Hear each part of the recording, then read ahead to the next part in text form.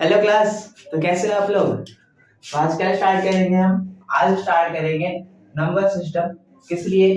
हमारा target CM3 में seat लेना है। हमारा टारगेट क्या है? CM3 में सिलेक्शन करना। उसके लिए जो है हम आज से अपनी प्रिपरेशन स्टार्ट कर रहे हैं। जिन्होंने स्टार्ट नहीं करी वो भी करते, जिन्होंने कर दिए वो तो बहुत बढ़िया।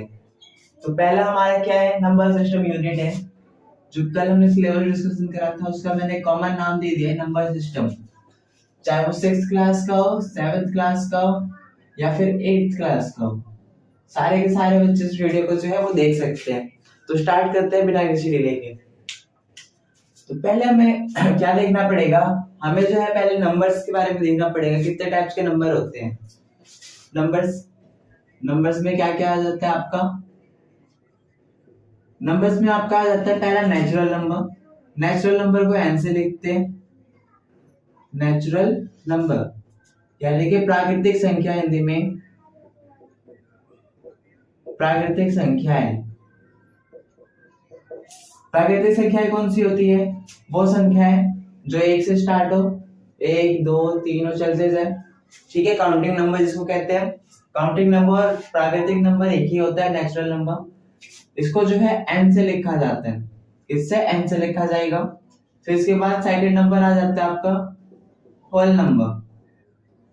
होल नंबर इसको डब्ल्यू से डिनोट करा जाएगा। इसको पूर्ण संख्या कहते हैं हिंदी में, पूर्ण संख्या। वो नंबर जो जीरो से स्टार्ट हो जाए, या फिर नेचुरल नंबर के आगे हमने क्या लगा दिया? जीरो लगा दिया, तो वो कौन से नंबर हो जाएंगे? वो हो जाएंगे होल नंबर। क्लियर? ये इनफाइनाइट तक जाएगा और ये सारे पॉजिटिव होते हैं। इसके बाद आ जाता है आपका इंटीजर। इंटीजर को जेड से डिनोट करा जाता है, यानी कि हिंदी में पूर्णांक। पूर्णांक किसे कहते हैं? पूर्णांक सारे के सारे पॉजिटिव और negative number, negative number, positive number और जीरो, यानी कि नंबर लाइन पे जो भी नंबर होंगे वो कौन से होते हैं? पूर्णांक होते हैं। एग्जांपल के लिए माइनस का 5, माइनस का 6, 0, 1, 2, 3।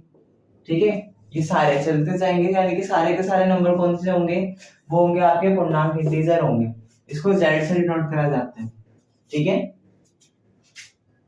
फिर इसके बाद आ जाता है आपका इंटीजर के बाद prime number. Prime number, prime number कौन सी होती है? में अभाज्य संख्या। वो संख्या जो सिर्फ खुद के टेबल में आए और किसी के टेबल में ना आए, या वो संख्या जिसके केवल दो फैक्टर हो, दो गुणांक हो, सिर्फ दो गुणांक हो, दो के दो ही फैक्टर हो। पहला फैक्टर 1 होगा और दूसरा फैक्टर वो नंबर होगा। ठीक है, पहला फैक्टर वो खुद होगा, सॉरी हाँ, पहला फैक्टर खुद होगा और दूसरा फैक्टर उसका 1 होगा।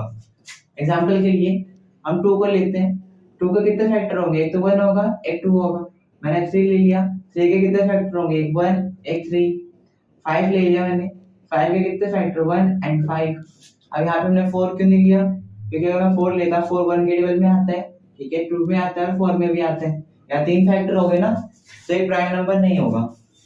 ठीक है, तो प्राइम नंबर क्लियर हुआ, जिसके सिर्फ दो फैक्टर होंगे, दो गुणांक होंगे, जो सिर्फ खुद के टेबल में आएगा और 1 के टेबल में आएगा। वो नंबर खुद के टेबल में और 1 के टेबल में आएगा। ये इसके एग्जांपल हमने देख लिए प्राइम नंबर के। इसके बाद प्राइम नंबर के बाद आ जाता है आपका composite number. Composite number, composite number कौन सी होती है? कंपोजिट नंबर यानी कि भाज्य संख्या, जिसके एक या दो से ज्यादा फैक्टर होंगे, यानी कि जो प्राइम नंबर नहीं होगा। सिंपल सा एग्जांपल के लिए मैंने 4 ले लिया, मान लीजिए। अब 4 के कितने सारे फैक्टर है? एक 1 है, एक 2 है, एक 4 है, खुद है। ठीक है, तो जो खुद के टेबल में आए और एक के टेबल में आए, यानी कि दो तो होंगे और उससे ज्यादा के टेबल में भी आए। ठीक है, जैसे 1 में आता है, 2 में आता है, 4 में आता है, और भी ले लेते हैं 6। 1 में आएगा, 3 में भी आता है, 6 में भी आता है। एंड ले लिया 12। 12 किसके में आएगा? 1 में आएगा, 2 में, 3 में, 4 में और 12, इसके तो 5 फैक्टर हो गए। ठीक है, तो जिसके दो से ज्यादा फैक्टर होंगे वो होंगे कंपोजिट नंबर, भाज्य संख्या, और जिसके दो से या दो गुणांक होंगे वो होंगे अभाज्य संख्या यानी कि प्राइम नंबर। तो हमने नंबर्स देख लिया। ये तो था आपका 6th क्लास तक। 6th में यहाँ तक आएगा। 7th में वालों को भी ये पता होना चाहिए और 8th वालों को भी। अब 7th 8th के लिए एक एक्स्ट्रा आ जाता है। अगर हम 7th 8th की बात करें तो एक आ जाता है आपका rational number. Rational number, rational number किसे कहते हैं? हिंदी में परिमेय संख्या। हिंदी में परिमेय संख्या वो संख्या जिसको आप p बाई क्यू के रूप में लिख पाओ और q की वैल्यू जो है वो 0 नहीं होनी चाहिए। यानी कि आप ऐसे बटे वाले फॉर्म में लिख पाओ भिन्न के रूप में फ्रैक्शन में, और ये जो q है ये आपका 0 नहीं होगा। एग्जाम्पल के मैंने 1/2 लिख दिया, 5/4 लिख दिया, ठीक है। तो ये क्या होंगे आपके परिमेय संख्या, यानी कि p बाई क्यू बटे के रूप में लिखा होना चाहिए। और जो नीचे वाली वैल्यू होगी जहाँ पे 2 है जहाँ पे 4 है, ये आपका कभी भी 0 नहीं हो सकता। ये नॉट इक्वल टू का साइन होता है, ठीक है। इसको न्यूमरेटर इसको डिनोमिनेटर बोलते हैं। ये न्यूमरेटर ये डिनोमिनेटर, हिंदी में ये अंश और ये हर, अंश व हर, यानी कि हर की जो वैल्यू है वो 0 नहीं होनी चाहिए। वहीं पे p की वैल्यू जो है वो 0 हो सकती है, p की वैल्यू 0 हो सकती है, ठीक है। तो ये एक एडिशनल था, रैशनल नंबर हमने देख लिया। फिर इसके बाद आ जाता है आपका एक रियल नंबर। रियल नंबर किसे कहते हैं? रियल नंबर यानी कि वास्तविक संख्या। वास्तविक संख्या, ठीक है। रियल नंबर वो नंबर होते हैं, रियल नंबर वो नंबर होते हैं जिसमें सारे के सारे नंबर आ जाए। यानी कि आपके पास पॉजिटिव नंबर भी आ जाए, नेगेटिव नंबर भी आ जाए, जीरो भी आ जाए, डेसिमल वाले नंबर भी आ जाए। डेसिमल मतलब पॉइंट वाले नंबर जो होते हैं ना, दशमलव जिसको कहते हैं हिंदी में, वो वाले नंबर भी आ जाएंगे। आपके रैशनल नंबर भी आ जाएंगे, ठीक है। ये सारे नंबर रैशनल भी जितने भी नंबर होंगे उन सबका ग्रुप क्या होगा? वो होता है रियल नंबर, वास्तविक संख्या, ठीक है।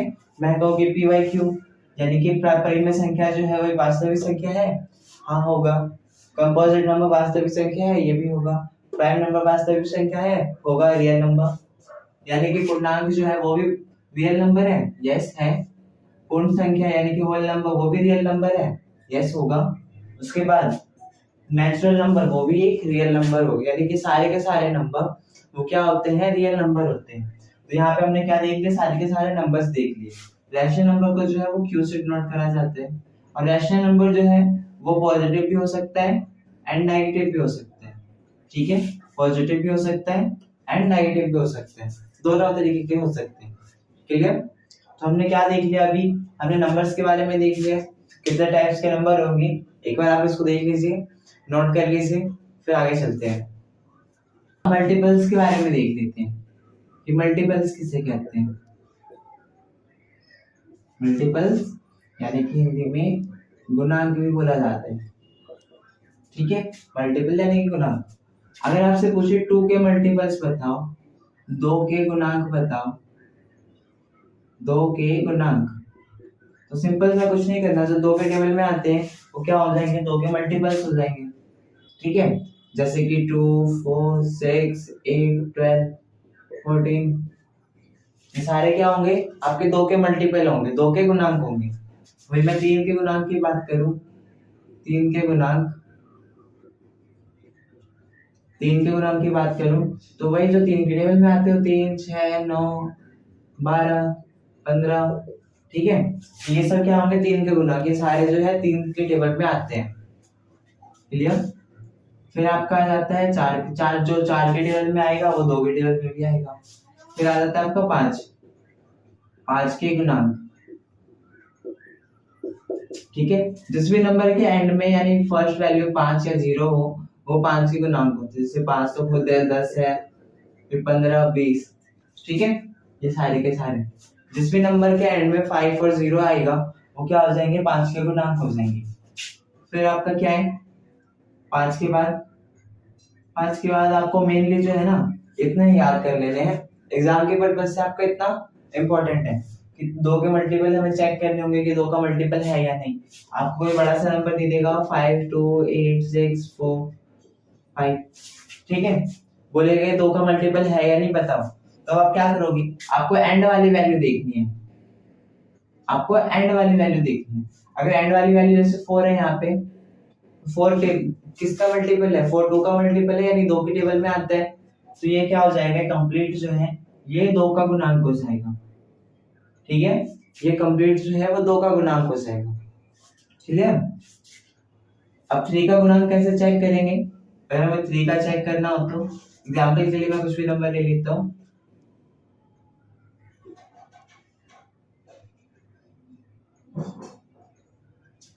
मैंने ये ले लिया, ठीक है, 1 2 5 4, क्लियर। अब हमें कैसे चेक करना होगा, ये देखो 2 का गुणांक तो है ही, 2 के टेबल में तो आएगा, एंड में 4 है, तो अब आपको क्या करना है, 3 का गुणांक चेक करने के लिए इन सबको प्लस करना होगा, 1 + 2 + 5 + 4, ठीक है, 1 2 3 5 3 8 4 12।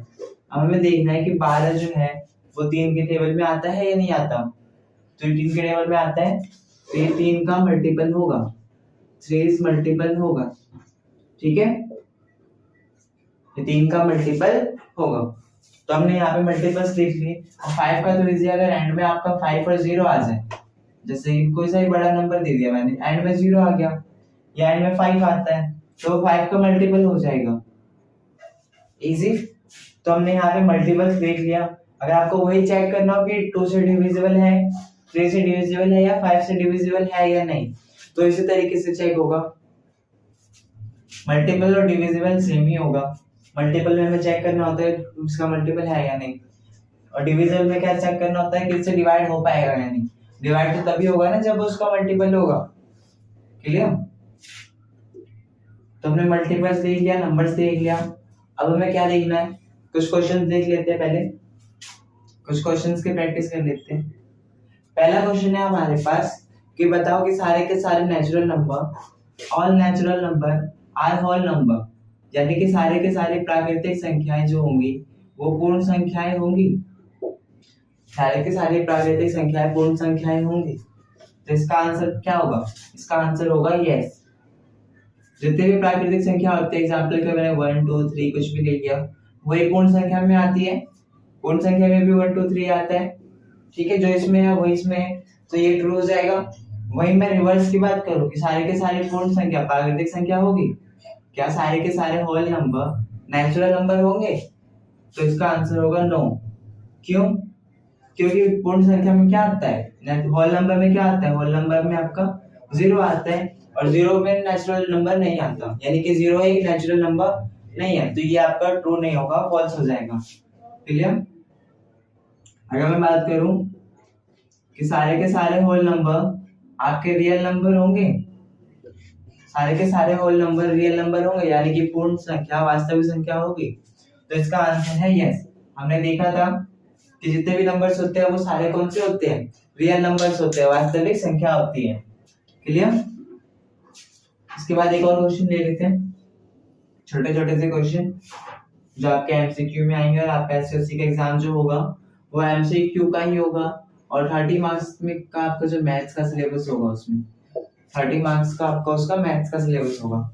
तो हम देख लेते हैं आगे।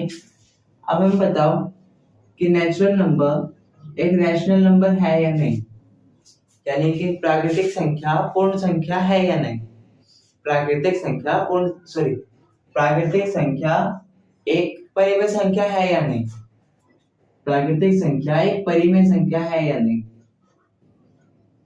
पूर्ण तो हमने देख लिया था, प्राकृतिक संख्या परिमेय संख्या देख लेते हैं। प्राकृतिक संख्या कुछ भी ले लेते हैं, जैसे मैंने 5 ले लिया, अब हमें परिमेय संख्या चेक करनी है, तो परिमेय संख्या कैसे होती है, py के रूप में।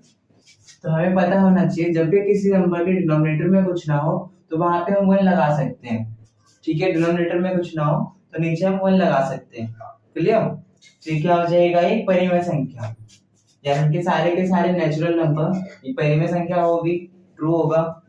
अब देखो नेचुरल नंबर होल नंबर भी होते हैं, सारे नेचुरल नंबर होल नंबर होते हैं, तो होल नंबर भी क्या हो जाएगा, एक परिमेय संख्या।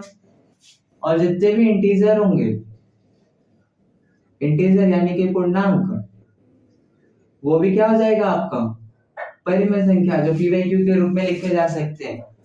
ठीक है, क्योंकि हमें पता है ना जो इंटीजर होते हैं पॉजिटिव नेगेटिव होते हैं, और आपके रैशनल नंबर यानी परिमेय संख्या वो भी पॉजिटिव और नेगेटिव हो सकती है। क्लियर? तो हमने यहाँ पे मेन जो अच्छे अच्छे टॉपिक थे हमने कवर कर लिए हैं।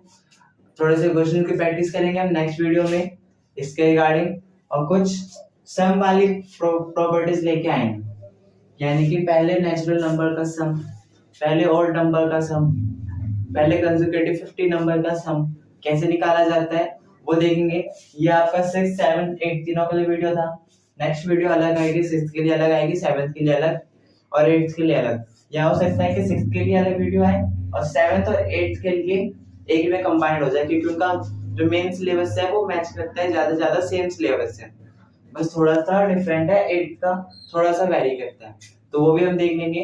तब तक के लिए बी हैप्पी बी हेल्दी, मिलते हैं नेक्स्ट वीडियो में।